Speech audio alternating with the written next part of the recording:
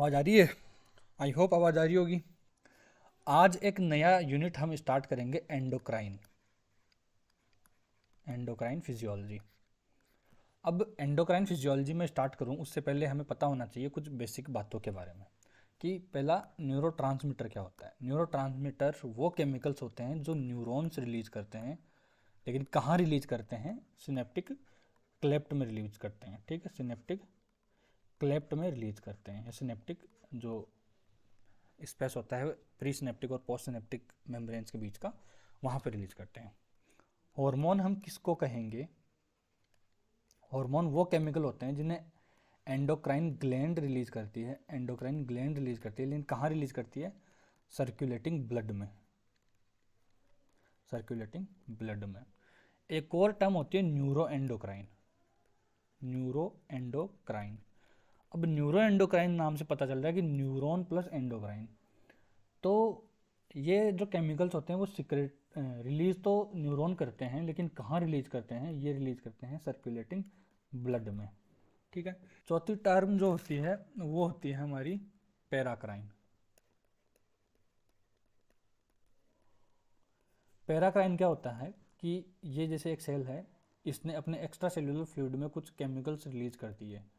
अब ये केमिकल जो पास वाली सेल है उसको जाके इफेक्ट करेंगे, तो इनको बोलेंगे पैराक्राइन। लेकिन यहाँ पे कंडीशन क्या होती है कि ये जो रिलीज करने वाली सेल है और जो इफेक्ट होने वाली सेल है, दोनों के टाइप अलग होते हैं, तो इनको बोलते हैं पैराक्राइन।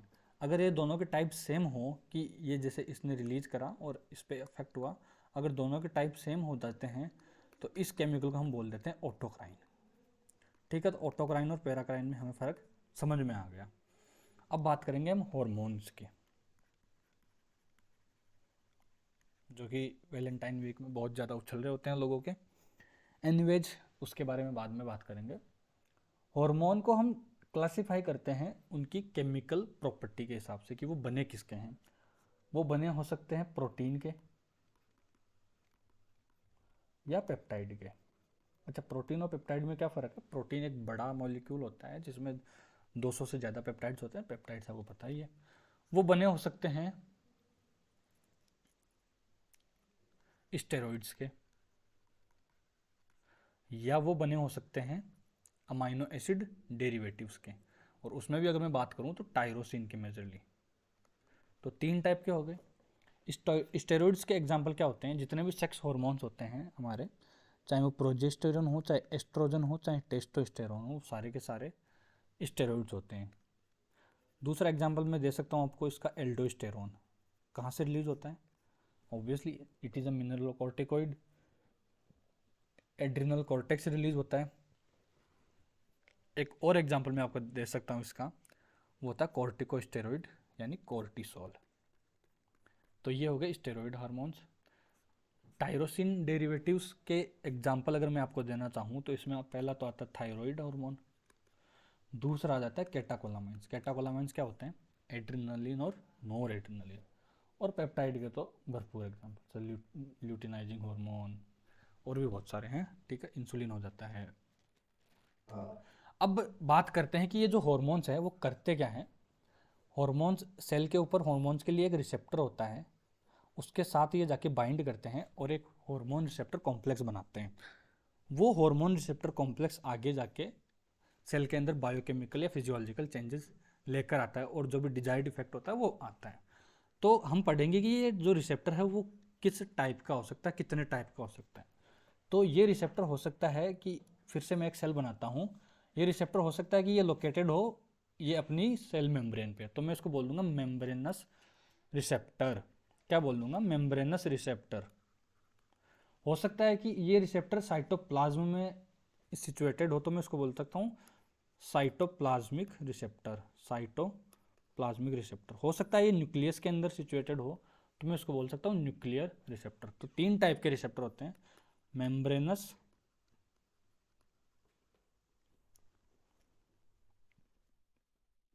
दूसरा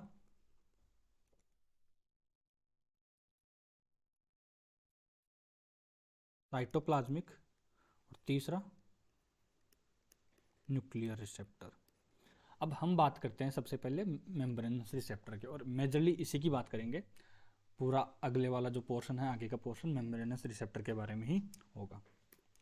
अब मेम्ब्रेनस रिसेप्टर क्या करता है, मेम्ब्रेन पे लोकेटेड होता है। अब ये रिसेप्टर भी 3 टाइप के होते हैं आगे, उनमें है पहला आयन लिंक्ड चैनल रिसेप्टर या आयन चैनल लिंक्ड रिसेप्टर, दूसरा होता है एंजाइम लिंक्ड रिसेप्टर, तीसरा होता है जी प्रोटीन लिंक्ड रिसेप्टर।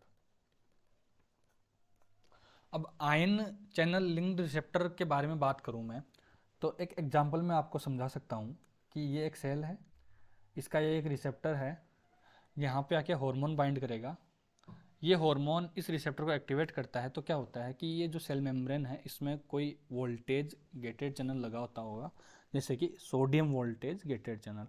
तो ये ओपन होगा तो क्या होगा, अंदर सोडियम का इन्फ्लक्स होगा और ये जो सेल है वो डीपोलराइज हो जाएगी।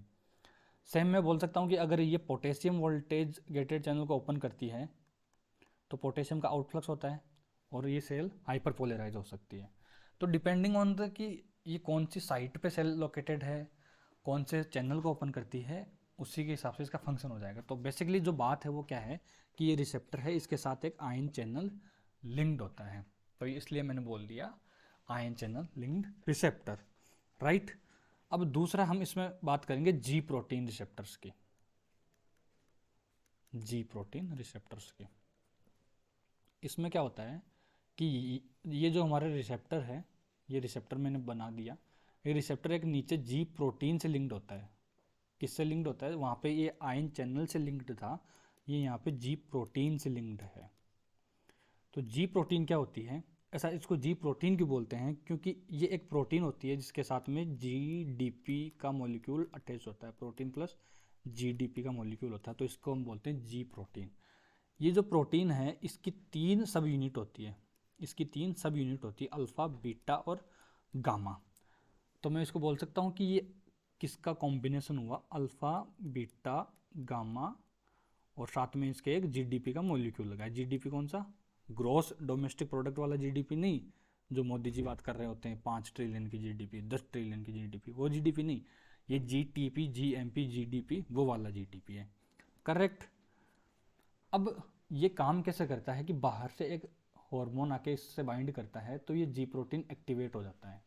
अच्छा, ये जी प्रोटीन एक्टिवेट क्यों होता है, क्योंकि ये जो रिसेप्टर है इसके ओरिएंटेशन में चेंजेस आते हैं, ओरिएंटेशन में चेंजेस आने से क्या होता है, जी प्रोटीन एक्टिवेट होता है। अच्छा साहब, एक्टिवेट होने के बाद होता क्या है कि ये जो अल्फ़ा सब यूनिट है ये बीटा और गामा से नाराज होकर अलग हो जाती है और साथ में जीडीपी को ले जाती है। लेकिन जीडीपी को ले जाते टाइम ये क्या करती है, इस जीडीपी मॉलिक्यूल को ये जीटीपी के साथ एक्सचेंज कर लेती है। दोबारा ध्यान से सुनना, हार्मोन आके रिसेप्टर से बाइंड करा, हार्मोन आके रिसेप्टर से बाइंड करा, उसने जी प्रोटीन को एक्टिवेट करा, जी प्रोटीन को एक्टिवेट करने से क्या होता है, ये अल्फा सब यूनिट है वो अलग हो जाती है और साथ में जीडीपी मॉलिक्यूल को भी ले जाती है। लेकिन ये जीडीपी मॉलिक्यूल है ये एक्सचेंज हो जाता है जीटीपी से। तो ये जो एक्टिवेटेड जी प्रोटीन है वो कैसी दिखती होगी, ये दिखती है अल्फ़ा प्लस जीटीपी और साथ में बीटा गामा। ध्यान रखना बीटा गामा आपस में अलग नहीं हुए हैं, बीटा गामा अभी भी साथ हैं, नाराज कौन हुआ है, सिर्फ अल्फ़ा। और ये अल्फ़ा किसको ले गया साथ में, जीडीपी वाले मॉलिक्यूल को, और उसको एक्सचेंज कर लिया जीटीपी से। अब ये जो अल्फ़ा जीटीपी है ये ही आगे जाके सारे बायोकेमिकल चेंजेस या फिजियोलॉजिकल चेंजेस हैं वो लेके आता है, राइट। तो ये हो गया जी प्रोटीन के बारे में कुछ बातें। अब ये आपकी एक टिपिकल जी प्रोटीन है, ठीक है, ये टिपिकल जी प्रोटीन है। आप इसमें देख सकते हो कि ये 7 बार स्पैन कर रखा है इसने मेम्ब्रेन को या मेम्ब्रेन के आसपास, तो इसको बोलते हैं serpentine receptor protein, serpentine receptor protein, correct. और ये अल्फा सब यूनिट है, ये गामा सब यूनिट है और ये बीटा सब यूनिट है। अब होता क्या है कि ये हार्मोन रिसेप्टर कॉम्प्लेक्स बनने के बाद जैसे मैंने बताया कि अल्फ़ा के साथ जीटीपी आ जाती है और बीटा गामा ये जो सब यूनिट्स है वो अलग हो जाते हैं और ये अल्फ़ा जीटीपी आगे सिग्नल को ट्रांसडक्ट करते हैं और ये जो फिजियोलॉजिकल इफेक्ट्स है वो लेके आते हैं, राइट। अब वो फिजियोलॉजिकल इफेक्ट्स कैसे लेके आते हैं वो मैं आपको अभी थोड़ी देर में जल्दी बताऊंगा, लेकिन उससे पहले एक और टाइप रह गया हमारा मेम्ब्रेनस रिसेप्टर में, वो था एंजाइम लिंक्ड।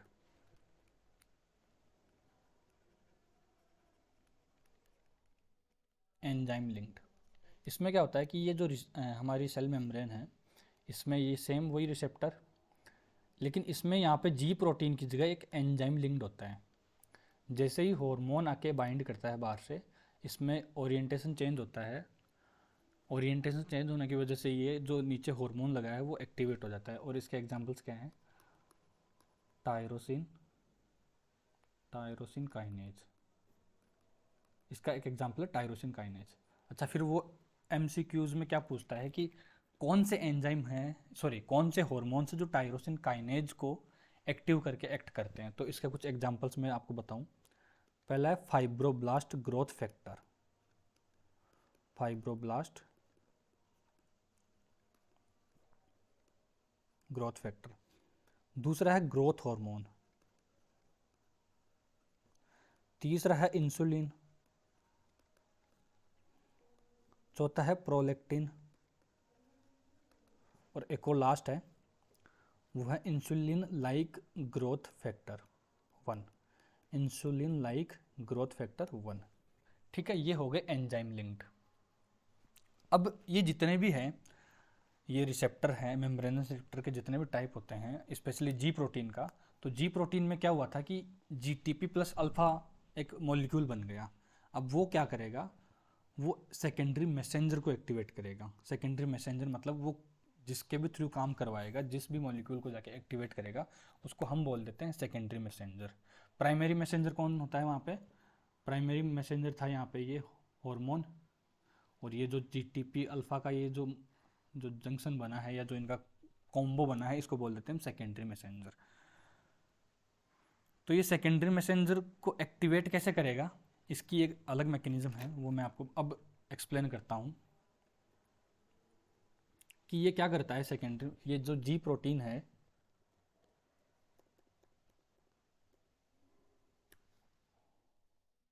सॉरी, हाँ, तो ये जो जी प्रोटीन है, इसके एक्टिवेशन से बना था जीटीपी अल्फा। ये जीटीपी अल्फा जाके एक एंजाइम होता है एडिनाइल साइक्लेज, एडिनाइल साइक्लेज, उसको एक्टिवेट करता है। एडिनाइल साइक्लेज को एक्टिवेट करने से क्या होगा कि जो एटीपी है उसका साइक्लेशन हो जाएगा, उसकी मतलब जो नॉर्मल एटीपी होती है वो एक साइकिल में कन्वर्ट हो जाएगी, और उसको बोलते हैं हम साइक्लिक एएमपी, यानी सीएएमपी। सीएएमपी। तो जीटीपी अल्फा ने क्या करा, एडिनाइल साइक्लेज को एक्टिवेट करा, और एडिनाइल साइक्लेज ने फिर आगे जाके एटीपी को सीएएमपी में कन्वर्ट कर दिया। अब जो सीएएमपी है उसके लिए बहुत सारी प्रोटीन काइनेज एंजाइम्स होते हैं, वो उसका वेट कर रहे होते हैं। तो ये क्या करता है, जो CAMP डिपेंडेंट प्रोटीन काइनेज है, CAMP डिपेंडेंट प्रोटीन काइनेज, उनको एक्टिवेट करता है। अब ये एंजाइम एक्टिवेट हो गए, तो ये एंजाइम एक्टिवेट हो गए, तो ये अपना आगे जो भी इनकी जो फिजियोलॉजिकल रिएक्शन है वो कर सकते हैं। अब ये जो CAMP डिपेंडेंट प्रोटीन काइनेज है, इसका मैं अगर आपको एक एग्जांपल दूं, तो इसका एक एग्जांपल, बड़ा ही प्यारा example, myosin light chain kinase. ये इसका एग्जांपल हो गया, मायोसिन लाइट चेन काइनेज। ये एक्टिवेट किससे होता है? ये CAMP से एक्टिवेट होता है। और CAMP बनाया किसने? एडिनाइल साइक्लेज ने। और एडिनाइल साइक्लेज को किसने एक्टिवेट करा? जीटीपी अल्फा ने, राइट। तो अब ये तो हो गया मायोसिन लाइट चेन काइनेज, लेकिन ये CAMP डिपेंडेंट प्रोटीन काइनेज वो क्या करता है, वो प्रोटीन और एटीपी को मिला के क्या बना देता है, वो बना देता है प्रोटीन फॉस्फेट प्लस ADP। तो ये जो प्रोटीन फॉस्फेट है, ये आगे सेल में जितने भी काम होते हैं वो करते हैं। जैसा कि आपने देखा होगा, उसमें भी जो कॉन्ट्रैक्शन होता है उसमें भी एक ATP जाता है, फिर वो कॉन्ट्रैक्ट होता है, फिर वो वापस हट के आता है, वो सारा प्रोसेस आपको समझ आता ही है, पढ़ा होगा ऑब्वियसली। तो ये CAMP वाला सारा सिस्टम मैं वापस एक बार से समअप कर देता हूँ कि हार्मोन रिसेप्टर आया, हार्मोन रिसेप्टर कॉम्प्लेक्स आया और उसने जी प्रोटीन को एक्टिवेट करा। जी प्रोटीन को एक्टिवेट करने के बाद क्या बना, GTP अल्फा बना। GTP अल्फा ने क्या करा, एडिनाइल साइक्लेज को एक्टिवेट करा। एडिनाइल साइक्लेज ने ATP से CAMP बनाया। CAMP ने क्या करा, जो CAMP dependent kinase protein kinase होते हैं उनको एक्टिवेट करा। जो एंजाइम्स हैं वो एंजाइम्स क्या करते हैं, प्रोटीन को प्रोटीन फॉस्फेट प्लस ADP में कन्वर्ट कर देते हैं ATP की हेल्प से। और जो प्रोटीन फॉस्फेट है वो सेल के जितने भी फंक्शन होते हैं उनको एग्जर्ट करवाता है। ठीक है, तो ये हो गया सेकेंडरी मैसेंजर का काम। अब फिर क्या होता है, ये जो GTP अल्फा है, इस अल्फा के पास GT पेज एक्टिविटी होती है कि ये GTP को तोड़ के GDP बना सकता है। तो जब ये काम पूरा हो जाता है तो ये GTP को तोड़ के वापस GDP बना देता है और ये वो जो अल्फा के साथ वाली बीटा गामा यूनिट थी वो वापस उसके साथ इसी अल्फा के साथ वापस ऐड होके अल्फा बीटा गामा ये सब यूनिट एक मिला के और ये GDP मॉलिक्यूल बन जाता है और ये वापस नॉर्मल जी प्रोटीन बन जाती है। राइट, तो ये हो गया जी प्रोटीन और उसका सेकेंडरी मैसेंजर। तो यहाँ पे सेकेंडरी मैसेंजर कौन था, यहाँ पे सेकेंडरी मैसेंजर था CAMP।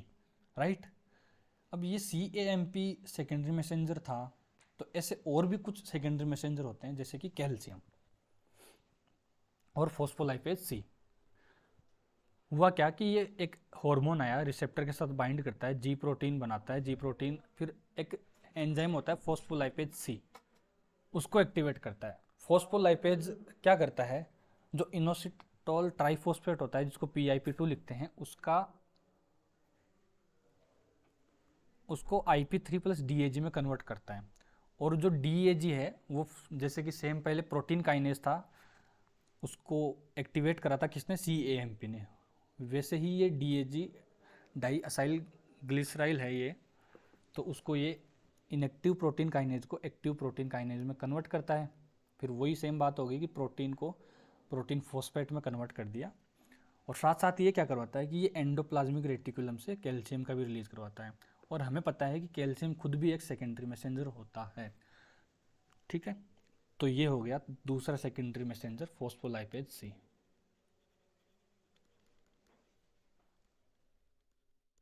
ये हो गया फॉस्फोलाइपेज C। अभी तक मैंने बात करी दो सेकेंडरी मैसेंजर की, एक तो CAMP और एक फॉस्फोलाइपेज C।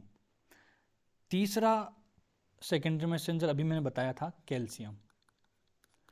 कैल्शियम सेल में एंटर करने से क्या होता है कि एक प्रोटीन होती है कैलमोड्यूलिन। कैल्शियम इस प्रोटीन के साथ बाइंड करता है और इस प्रोटीन के साथ बाइंड करने से क्या करता है कि जितने भी ये प्रोटीन काइनेज एंजाइम होते हैं या तो उनको ये इनिबिट करता है या फिर उनको एक्साइट करता है। सेम काम अल्टीमेटली हो क्या रहा है कि जो प्रोटीन काइनेज एंजाइम है उनको या तो एक्साइट करो या इनिबिट करो। अब वो चाहे CAMP आके करे, चाहे वो हमारा फॉस्फोलाइपेज C आके करे, चाहे कैल्शियम करे, तो अल्टीमेटली करना क्या होता है, प्रोटीन फॉस्फेट बनाना होता है। राइट, तो ये हो गई सेकेंडरी मैसेंजर की बातें। बेसिक बातें हमने क्या पढ़ी कि ये GTP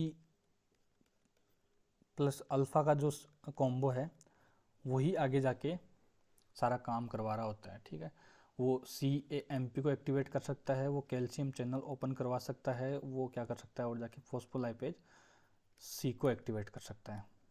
तो ये इसके 3 सेकेंडरी मैसेंजर हो गए GTP अल्फा के। तो यही था भाई बेसिक्स ऑफ एंडोक्राइनोलॉजी। थोड़ा सा डिफिकल्ट पड़ सकता है ये समझने के लिए क्योंकि ये ना बहुत कम पढ़ाया जाता है और लेक्चरर्स जो होते हैं वो इसको अवॉइड करते हैं क्योंकि ये थोड़ा टिपिकल है। ठीक है, अगर इसके बाद भी भाई कोई डाउट हो तो ऑब्वियसली कमेंट सेक्शन पढ़ा ही है अपना, और अगर चाहो तो मेरे को इंस्टाग्राम पे DM कर सकते हो क्योंकि मैंने इंस्टाग्राम की लिंक डिस्क्रिप्शन में डाल रखी है। थैंक यू गाइज अगर आपने यहाँ तक देखा हो, जो कि मेरे को नहीं लगता कि आप में से 10% लोगों ने भी यहाँ तक देखा होगा। अगर फिर भी देखा है तो भाई सब्सक्राइब कर दो। ठीक है, थैंक यू।